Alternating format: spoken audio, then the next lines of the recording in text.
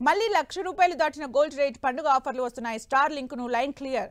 ఇలాంటి interesting business వార్తలు ఇప్పుడు చూద్దాం. బంగారం మళ్ళీ దడ పుట్టిస్తోంది. ఇవాళ కూడా గోల్డ్ రేట్ ₹480 పెరిగింది. దీంతో గోల్డ్ రేట్ మళ్ళీ 1,00,000 మార్కును క్రాస్ చేసింది. హైదరాబాద్ లో ప్యూర్ గోల్డ్ ధర ₹1,190 పలుకుతోంది. డాలర్ వీక్నెస్ కొనసాగడంతో ఇన్వెస్టర్లు ప్రత్యామ్నాయ పెట్టుబడిగా గోల్డ్ ను ఎంచుకుంటున్నారు. దీంతో అంతర్జాతీయ మార్కెట్లో ఔన్స్ గోల్డ్ రేట్ $3,338 కు చేరింది.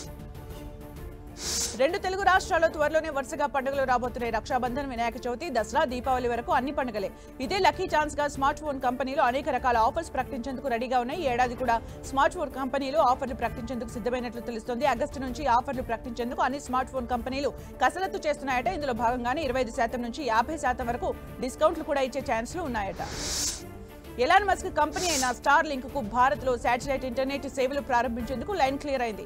అవసరమైన కీలక అనుమతులు వచ్చేసే Indian national space promotion and authorisation centre తాజాగా కమర్షియల్ సేవల కోసం అనుమతుల్ని మంజూరు చేసింది. 2022 నుంచి కమర్షియల్ లైసెన్స్ కోసం ఎదురు చూస్తున్న స్టార్ లింక్ కు చివరికి గ్రీన్ సిగ్నల్ లభించింది.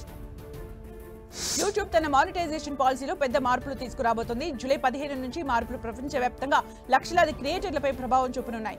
రిపీటెడ్ కంటెంట్, ఏఐ కంటెంట్, ఉపయోగకరం కాని కంటెంట్లను గుర్తించి వాటి రీచ్ ను తగ్గించాలని లక్ష్యంగా పెట్టుకుంది. అంటే జూలై 15 తర్వాత నిజమైన ఒరిజినల్ కంటెంట్ కి మాత్రమే మనీ వస్తుంది.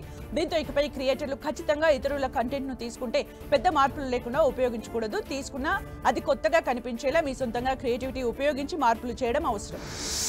మాజీ ట్విట్టర్ సీఈఓ జాక్ డోర్సే సరికొత్త మెసేజింగ్ యాప్ ను ప్రకటించారు. దీనికి ఇంటర్నెట్ అవసరం లేదని, వ్యక్తిగత సమాచారం కూడా లేకుండా పనిచేసేలా బిట్ చాట్ అనే డిసెంట్రలైజ్డ్ మెసేజింగ్ అప్లికేషన్ ప్రారంభించారు.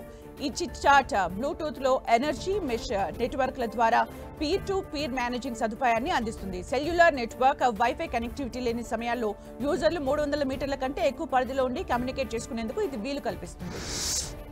అమెరికా అధ్యక్షుడు ట్రంప్ టారిఫ్ హెచ్చరికలపై ఆ దేశానికి చెందిన ఫార్మా వర్గాలు అసహనానికి గురవుతున్నాయి.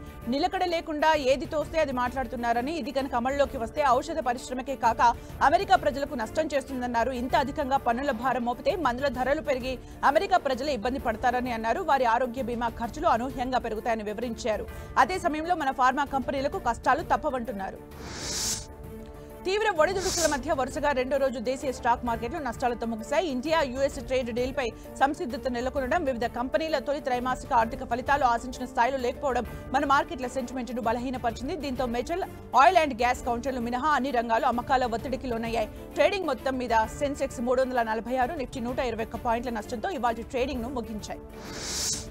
రైల్వే పరికరాల తయారీపై టాటా, స్కోడా ఫోకస్ పెట్టే టాటా ఆటో క్యాంప్ తాజాగా యూరోపియన్ దిగ్గజం స్కోడా గ్రూప్ తో చేతులు కలిపింది. ఈ రెండు సంస్థలు కలిసి రైల్వే రంగ పరికరాల తయారీకి శ్రీకారం చుట్టనున్నాయి. ఈ రెండు కంపెనీలు కలిసి జేవీని ఏర్పాటు చేసుకున్నాయి. జేవీ సంస్థ ద్వారా దేశీయంగా రైల్వే విడి పరికరాలను తయారు చేయనున్నారు. Apple company chief operating officer గా భారత సంతతికి చెందిన సబీ ఖాన్ నియమితులయ్యారు. జెఫ్ విలియమ్స్ స్థానంలో ఆయన నెలాఖరులోగా బాధ్యతలు స్వీకరించనున్నారు. యాపిల్ కంపెనీలో 30 ఏళ్లుగా పనిచేస్తున్న సబీ ఖాన్ ప్రస్తుతం సీనియర్ వైస్ ప్రెసిడెంట్ గా ఉన్నారు. ఏఐతో 4,000 కోట్లు ఆదా అయినట్లు మైక్రోసాఫ్ట్ చెబుతోంది. ఇటీవల 9,000 మంది ఉద్యోగులను మైక్రోసాఫ్ట్ తొలగించింది. కాల్ సెంటర్ వ్యవహారాల్లో ఏఐని వినియోగించడం వల్ల $500 మిలియన్ ఆదా అయిందని టెక్ దిగ్గజం ప్రకటించింది.